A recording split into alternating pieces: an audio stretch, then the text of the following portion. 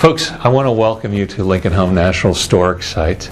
My name is Bill Chappelle, one of the rangers here, and you currently are in the formal parlor room here at Lincoln Home National Historic Site.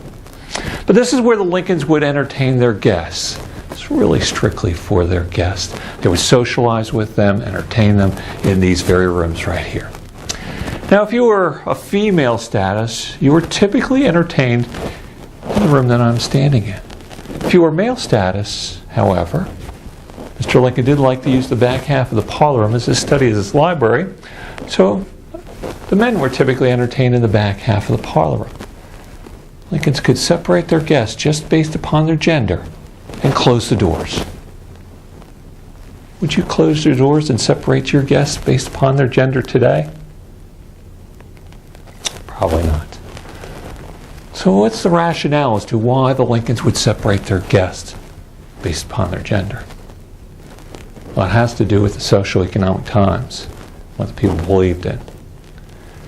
See, this is 60 years before women have any rights in this country. They don't have the right to vote. So it's frowned upon for women to engage in topics such as politics and business. Typically when the men got together, that's what they were talking about. Now, Mr. Lincoln did entertain some very important clientele here in this very house, in this very room right here. Mr. Lincoln will receive the Republican nomination in this very room. Politics were a little different in those days. You didn't typically go out there and self-promote yourself. So Mr. Lincoln, he doesn't even go to the convention. So after the convention is over, and they have determined that Mr. Lincoln is their candidate for the presidency, well, now they have to let him know. So they send a team of men here to personally notify Mr. Lincoln, and they will do so in this very room. So what do you suppose was Mr. Lincoln's reaction to all this?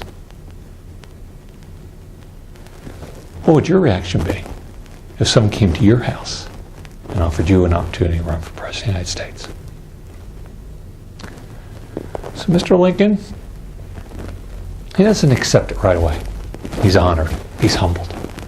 But he is going to ask for a little time to think about it.